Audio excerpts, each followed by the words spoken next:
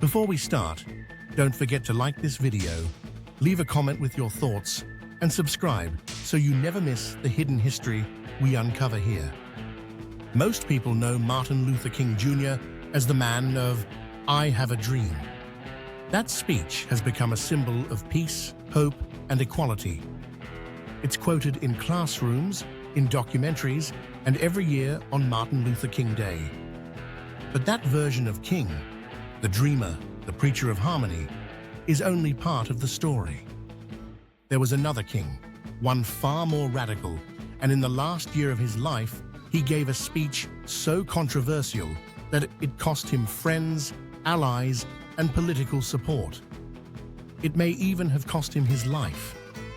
By the mid-1960s, Martin Luther King was everywhere.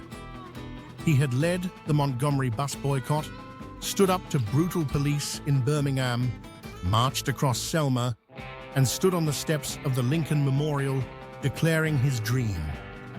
He had even won the Nobel Peace Prize. He had become the face of the civil rights movement, a symbol of moral courage. But that kind of fame comes with limits. The government, the media, even some of his allies liked the idea of King as the preacher of racial justice. What they didn't want was King questioning America's wars, its economy, or its values. At the same time, the Vietnam War was consuming the country. By 1967, more than 400,000 American soldiers were fighting overseas. Young men were being drafted straight from their homes. Many of them were poor. Many of them were black. The war was costing billions of dollars each month, money that could have gone to housing, schools, or hospitals. On television, Americans saw images of burned villages, terrified children, and body bags returning home. Yet politicians insisted the war was about freedom. King saw something different. He saw hypocrisy. How could a country claim to defend freedom abroad while millions of its own citizens lived in poverty and discrimination at home? He pointed out that young black men were sent to fight for liberties in Southeast Asia that they couldn't even enjoy in the streets of Georgia or Harlem. On April 4th, 1967, King walked into Riverside Church in New York City. The church was packed, the air heavy with anticipation. Many of his friends had begged him not to give the speech he was about to deliver. They warned him he would lose donors, political allies, and public support. But King could no longer stay quiet. He said, "A time comes when silence is betrayal." And for him, that time had come. The speech was called Beyond Vietnam, a time to break silence. In it, King called the United States the greatest purveyor of violence in the world today.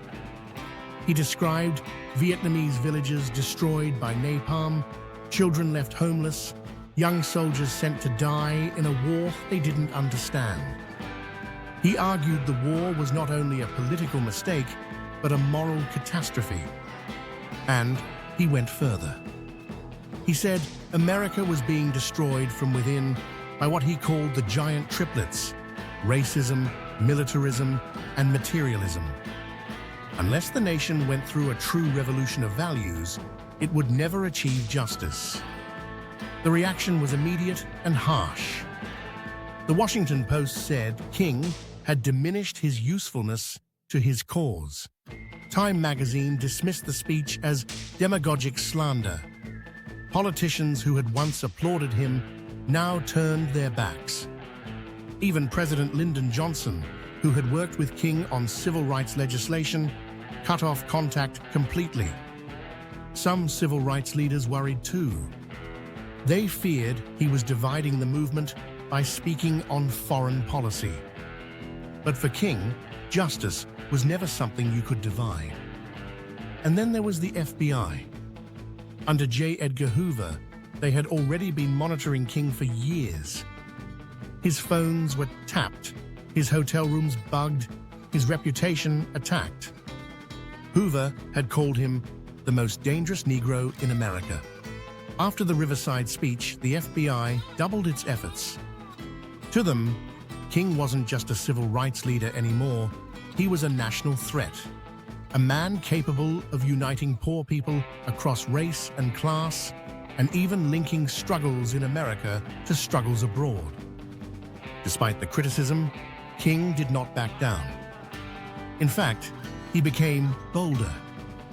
He launched the Poor People's Campaign, an effort to bring together poor Americans, Black, white, Latino, and Native American, to demand jobs, fair wages, housing, and education. He planned to bring thousands of people to Washington to camp in front of the Capitol until the government listened. For King, this was the next step after civil rights. It wasn't just about ending segregation, it was about ending poverty and inequality everywhere. But he never lived to see it happen. On April 4th, 1968, exactly 1 year after his Riverside speech, Martin Luther King Jr. was assassinated in Memphis, Tennessee. Today, most of the world remembers him for "I Have a Dream." And yes, that speech deserves to be remembered. But it's safe. It's comfortable. It shows King as a dreamer, not as a radical critic of war and inequality. Beyond Vietnam shows us the full picture, a man willing to risk everything, his reputation, his allies, even his life, to speak the truth. And that's what we do here on Obscerna. We tell the stories that history tried to silence. If this story resonated with you, please like this video, share your thoughts in the comments, and subscribe to Obscerna so you don't miss the next hidden chapter of history. Because history isn't just about what we remember, it's also about what we almost forgot. Welcome to Obscerna, the channel where we tell the stories history almost forgot. Before we start, don't forget to like this video, leave a comment with your thoughts, and subscribe so you don't miss any of our future episodes. Most people know Martin Luther King Jr. as the man of "I Have a Dream." That's the version of King we see in school books, on TV specials, and in quotes that get shared every year. A man of peace, talking about hope and unity. But there's another side to King, one that's rarely shown. In the last year of his life, he gave a speech so bold and so controversial that many of his friends begged him not to deliver it. But he did. And it changed how America saw him forever. By the mid-1960s, King was everywhere. He had led marches, faced arrests, survived attacks, and even won the Nobel Peace Prize. He had become the face of the civil rights movement. But fame came with strings attached. Politicians and the media liked the idea of King as a dreamer for racial equality. What they didn't want was King questioning America itself, its wars, its economy, and its role in the world. And then came Vietnam. By 1967, hundreds of thousands of young American men were fighting overseas. Many were poor. Many were black. At the same time, poverty at home was getting worse. Money that could have gone into housing, schools, or healthcare was being poured into bombs and bullets. King saw the connection. Racism, poverty, and war were all tied together. On April 4th, 1967, at Riverside Church in New York, King broke his silence. The speech was called "Beyond Vietnam," a time to break silence. And he did exactly that. He called the US government the greatest purveyor of violence in the world today. He described villages burned by napalm, children left homeless, and soldiers sent to die for a cause they didn't believe in. He said America was destroying not only Vietnam, but its own moral soul. The response? Brutal. Newspapers that once praised him now tore him apart. The Washington Post wrote that he had hurt his own cause. President Lyndon Johnson, who had once worked with King, cut off all communication. Even some of his closest allies in the civil rights movement told him he had gone too far. And then there was the FBI. They were already watching King closely, but after this speech, they stepped it up. His phones were tapped, his reputation attacked, his every move followed. To them, King was no longer just a civil rights leader, he was a national threat. But King didn't back down. He said, "A time comes when silence is betrayal." And for him, staying quiet while his country waged war was the ultimate betrayal.